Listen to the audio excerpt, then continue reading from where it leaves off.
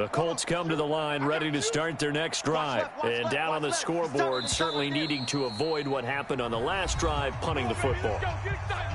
Sense of urgency has to take over for them here. They know the score. They know the situation. And by the way, the punter no longer exists for their offense. That's how they have to treat this drive. They need points. Big time.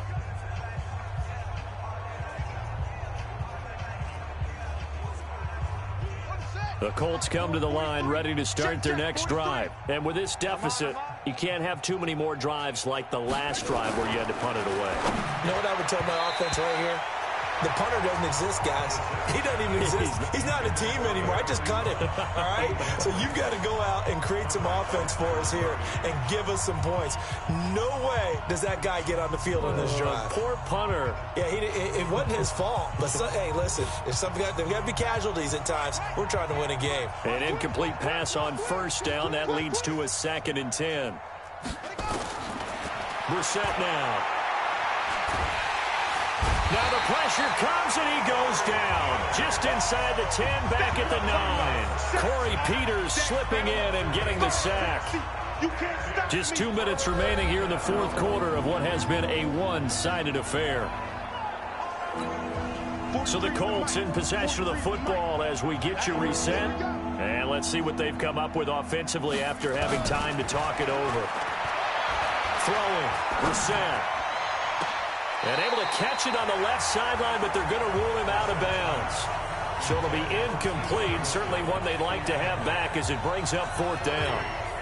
It's been this way most of the afternoon, hasn't it? This secondary, it really put this receiving core on lockdown. Listen, they've worked together like a basketball team that's playing excellent defense. Great communication, doesn't matter whether it's man or zone.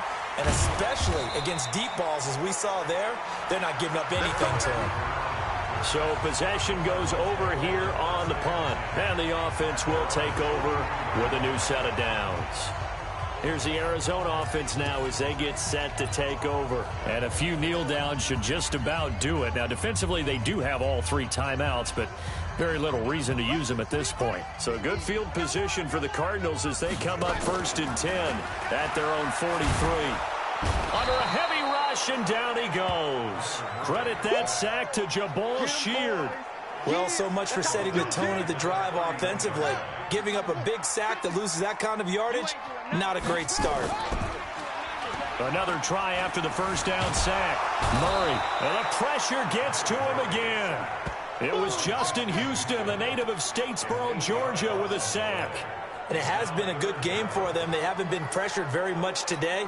But on back-to-back sacks, maybe the defense is starting to figure something out. Murray now to throw. Now he lets it go deep for Kirk. That's incomplete, but there is a flag down. So hang on. A big call coming on 3rd down. This home crowd, they're happy with that call. I like the way you said happy there, right? The so-called good guys didn't get a call. They feel like it's been that way all afternoon. You feeling their pain? And he's going to be sacked. They sack him back right at the midfield stripe.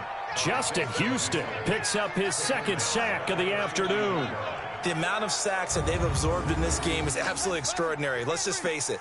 This offensive line, flat out, cannot handle this pass rush. It's been demonstrated time and time again. We got 4.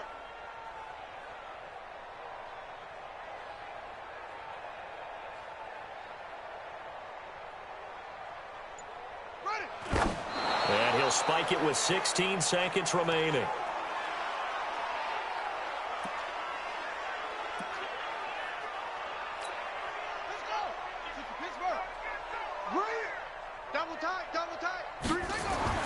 Here's Murray from midfield. And that's going to be incomplete. 12 seconds left.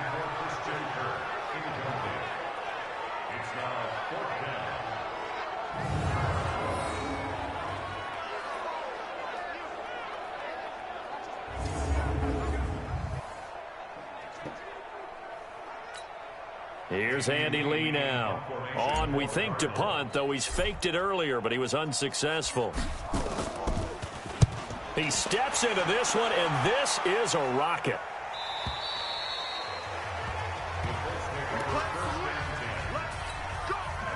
The Colts come to the line ready to start their next drive. They've lost this one. Their offense has struggled. Do they try to put together something here at the end just to take into next week? Yeah, sometimes teams want to do that and coaches want to. I remember one time. But when this ball's tipped and intercepted. Picked off by Byron Murphy. And he's going to go down. His time has now run out on this game. Well, Charles, it's one thing to win. It's another thing to win and put up the amount of points that they did. Boy, were they clicking on offense. They can't help but feel great about themselves, can they? I mean, what a game to put up that number of points, continually feel like they're moving the ball and things are working and clicking. They think that they can bottle this and carry it with them. As an offensive coordinator, you just don't think you can do anything wrong. Whatever you call, run, pass, it's all going to work. That's called being in the zone.